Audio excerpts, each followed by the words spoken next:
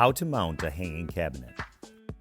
Provided is 4 mounting brackets, 4 of the 3/8 stainless steel bolts, and you will also need to get a 9/16 wrench or socket. Position your bench and place the cabinet below it.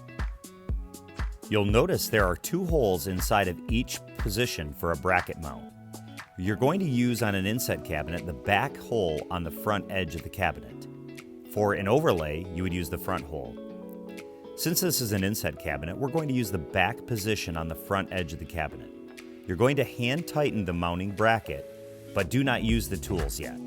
Keep it loose so you can modify it.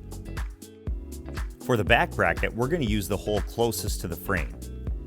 Again, use a hand tighten, do not use the tools. Keep it loose so that way it can be modified. The cabinet is ready to mount. Position your mounting brackets so they are facing towards the channels on both sides. Make sure the bracket is slid all the way back in the slot. The drawers will not be secure, so you're going to want to either tape them with painter's tape or place your foot in front of them so they don't slide open. By lifting the cabinet evenly, you can now lock your mounting brackets into the channel.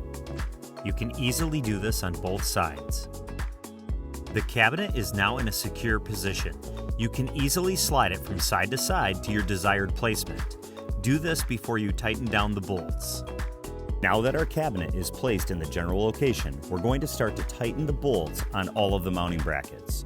We want to keep them still a little bit loose because we still need to make the final cabinet position adjustment. Make sure the front of the cabinet is flush with your table frame. Once we are satisfied with the position of the cabinet, now we will tighten down all of the mounting brackets completely. Make sure they are secure. Your cabinet is now installed. The drawers should open freely and evenly. They should also close very evenly. If you have any further questions, reach out to us at airmastersystems.com. That's airmastersystems.com.